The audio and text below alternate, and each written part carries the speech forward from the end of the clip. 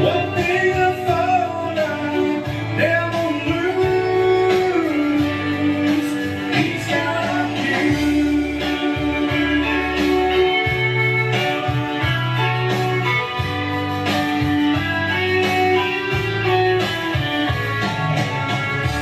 Neath this dark cloud left me under, it's around so much, sit and wonder, tell myself it hurts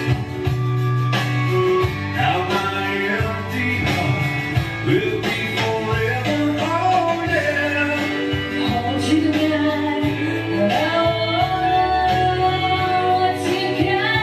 but I want to come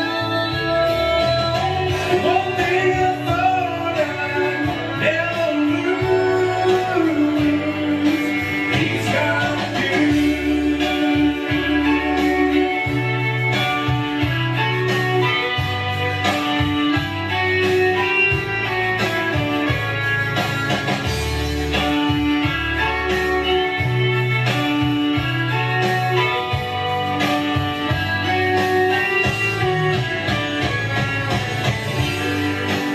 hold you tonight, but I want to come and One thing I thought I'd never lose, he's got you.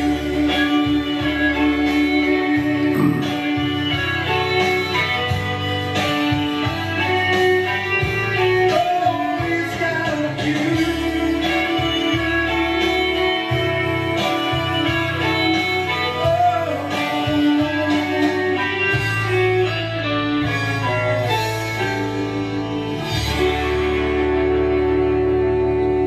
So good.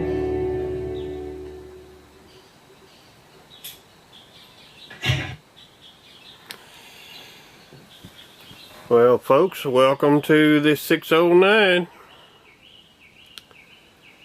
I started that off with a little karaoke done by Kimberly Mitchell and Dustin Mitchell, two of my favorite people. They just, they blow me away. Amazing. Karaoke. I guess that has been on my bucket list for many, many years. Had never done it. So I was sitting here listening to some Elvis songs, and I used to pantomime Elvis when I was very young. I actually did it in high school at talent contest, which pantomiming is okay, but it's kind of fake, and to me in a lot of ways. So it was on my bucket list to do. So one night I stopped in the Pirates Club on karaoke night, and I got up there and I did an Elvis song. I had a mic in my hand, and you know, the music's loud and good, and I had so much fun. And that was on a bucket list for me to do one day. I just didn't have the nerve to do it, to actually use my voice to do Elvis Presley. Hey, it was fun. It turned out really well. So I've done it a time or two up there in front of anywhere from a dozen people to a full house, and it seemed to go well. So last night, coming home from town, picking up a few things that I needed, I decided to stop in. And I left Daisy in the truck because it was a cool evening, and then I decided I'd ask the owner if she could come in. And he said, well, as long as you pay the $85 fine, if we get busted, you can bring her in. So I went out to the truck and got her. And I decided to get up on the stage again last night and do another Elvis song. So I got up to do an Elvis song, and Daisy got up on the stage with me, and we did an Elvis song. And before I did that, the house band was rehearsing. And when I finished doing the Elvis song, they all came up and gave me a fist bump. I guess they must have liked it too. One of the gentlemen in the band, the drummer, is a knife thrower. I have competed against him numerous times, and you know, strange, but he didn't remember me. I'm thinking, how do you not remember me? You know, the guy that wins, hello? But he still did not remember me. But I'm over that now. Anyway, I'm finished the song, and I'm sitting down, and we're talking, and a lady comes in and sits down and gets her a beer, and she is desperate. This was not an unattractive lady at all.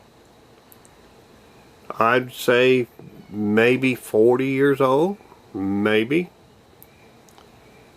But to my amazement, this lady is homeless. And I didn't get a chance to talk to her personally, nor was she interested in talking to me personally, or was I interested in getting involved with this lady. She was talking to some other people, and was looking for a place to live. And I'm just listening, and someone gives her some advice on where to live, and she was saying she gets her check on the 3rd of the month, which I'm retired and I'm on Social Security, and I get that. I understand. But what brings a person to being homeless? I guess many things. What gets a person to get a government check at her age? That I can't figure out, because I worked all my life to get a retirement check. I don't know. I have lived a long time, and for the life of me, I've never seen anything as such as I see today. I see people in their 30s living on welfare, getting free prescriptions for drugs, and they take a few and they sell a bunch. It's pretty commonplace nowadays to get a government check, get free meds, and sell the drugs. People are willing to buy them, pay $8 to $10 a piece for like a hydrocodone to get them high.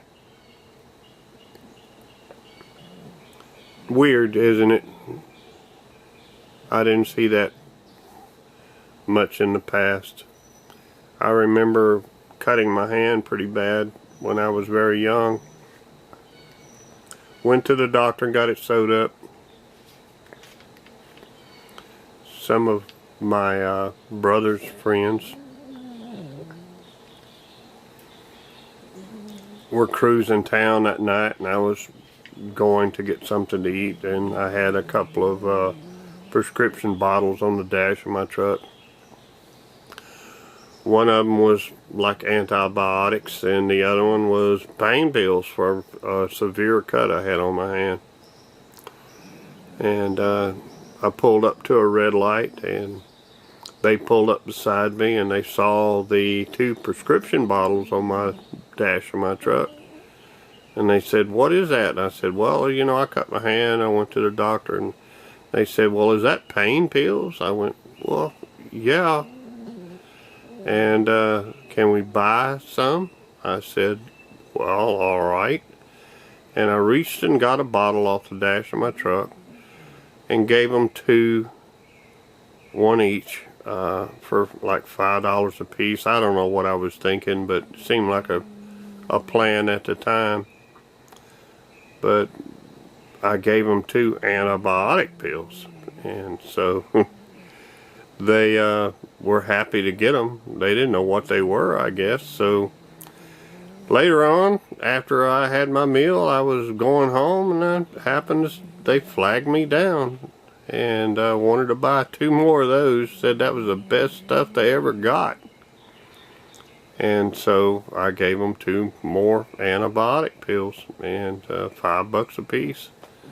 And they were just happy as they could be. So I don't know if it's a mental thing or what, but you know, it just happened. They got a buzz off antibiotic pills, or whatever they were. I don't know what they were. I didn't even take the doggone things. I never liked pain pills anyway. I mean, to me, I didn't like that feel they gave you. You know, that lost control kind of feeling, that don't give a crap kind of feeling, and so, but to some folks, you know, they'll buy those pain pills right and left, especially hydrocodone, oxycontin, stuff like that. So there's all kinds of people in the world. But anyway, Daisy is laying beside me snoring. She had a busy night last night. I only stayed at the bar, drank 1 beer, and was out of there, but she had a busy time. Everybody petting her and loving on her, and she just loves people so much.